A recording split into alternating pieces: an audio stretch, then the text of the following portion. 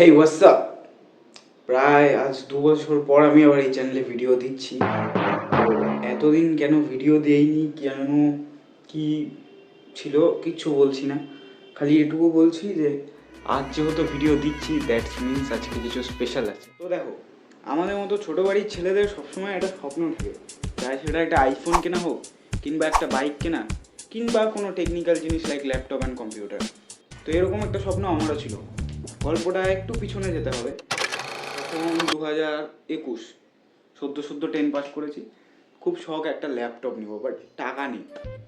তো যাই কিছু লোকাল স্টোরে আশেপাশে দেখি, বাট কোনো ল্যাপটপই সেরকমভাবে পছন্দ হয় না, কারণ সেই সময় আমার বাজেটটা খুবই কম ছিল, 25-30 হাজারের মধ্যে নেওয়ার ইচ্ছা ছিল। বাট তারপর আমি ভাবি যে না, একটু ব্রেক নিয়ে নেওয়া যাক, এবং সেই ব্রেকটা যে এতটুকু থেকে এত লম্বা হয়ে যাবে সেটা আমি জানতাম না। ব্যাক ইন্টু 2024 আমার কাছে মোটামুটি একটা টাকা ছিল যে 45-50,000 মতো, যে আমি আমার একটা ড্রিম ল্যাপটপ, যেটা ড্রিম ল্যাপটপ তো না, বাট একটা ভালো ল্যাপটপ আমি কিনতে পারবো। তো তারপর আমি কি কিনি চলো তোমাদেরকে একটু দেখাই। তো আমি নিয়েছি Lenovo IdeaPad Gaming 3। ও সরি, এটা তো বাক্স। Here's the machine. এটাই হচ্ছে সেই আসল জিনিস যেটার জন্য আমাকে এতগুলো টাকা দিতে লাগলো। কি ভেবেছিলেন দাদা বলিউডের গান বাজবে? আগে না, এমনিতেই চ্যানেলের রিচ যা ডাউন হয়ে আছে, তাতে আর কপিরাইট ক্লেমটা নিতে পারছি না, এটাতেই অ্যাডজাস্ট করে ফেললাম। তো এই হচ্ছে সেই মহাশয় যার জন্য এতগুলো টাকা ফুকতে লাগলো। তো এবার তোমাদের আমার ল্যাপটপে কিছু স্পেক সম্পর্কে বলি। তো ল্যাপটপটা বেসিক্যালি হচ্ছে Lenovo IdeaPad Gaming 3 ল্যাপটপ, যেটা 8 GB র্যাম, 512 GB SSD, দেন 4 GB একটা RTX 2050 graphic card, Ryzen 5000H সিরিজের প্রসেসর। মানে মোটমাট বলতে গেলে একটা ডিসেন্ট গেমিং ল্যাপটপ, যেটার থেকে তুমি মোটামুটি গেম খেলে নিতে পারবে, ভিডিও এডিটিং করে নিতে পারবে, অডিও মিক্সিং মাস্টারিংয়ের কাজ, মানে মোটামুটি সব কাজই তোমার হয়ে যাবে যদি তুমি খুব হাইফাই লেভেলের কাজ না করো তাহলে। এবার কথা হচ্ছে, ল্যাপটপ তো কিনলাম, বাট ল্যাপটপ কেনার রিজনটা কি? তো যদি এই ভিডিওটা আমার প্যারেন্টস না দেখে থাকে, তাহলে ল্যাপটপ কেনার সত্যি কথা বলতে আমার কাছে কোনো রিজন নেই।